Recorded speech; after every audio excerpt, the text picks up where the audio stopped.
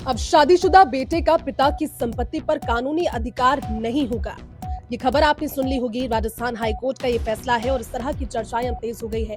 लेकिन इस फैसले का असली मतलब इस वीडियो के जरिए समझते हैं। चलिए, दरअसल राजस्थान हाईकोर्ट ने एक मामले में सुनवाई करते हुए ये स्पष्ट किया कि अगर कोई भी संपत्ति पिता की स्वयं अर्जित संपत्ति है, जिसे उसने अपनी मेहनत कमाई से खरीदा है, तो उसका पूरा अधिकार पिता का ही होगा।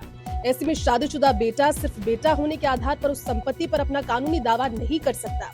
इसका मतलब ये है कि पिता अपनी इच्छा के अनुसार संपत्ति को बेच सकते हैं, दान कर सकते हैं, वसीयत के माध्यम से किसी दूसरे व्यक्ति के नाम कर सकते हैं। इस पर बेटे का अधिकार नहीं होगा, शादीशुदा बेटे का अधिकार नहीं होगा।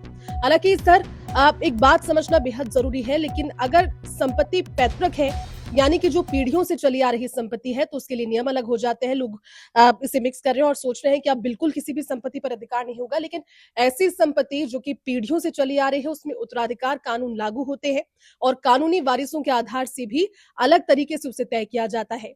इसलिए इस फैसले को समझना कि अब हर शादीशुदा बेटे का पिता की संपत्ति पर अधिकार खत्म हो गया है, ये इस तरह से ठीक नहीं होगा। अदालत ने केवल स्वयं अर्जित संपत्ति से जुड़े कानूनी सिद्धांत को दोहराया है एक मामले में।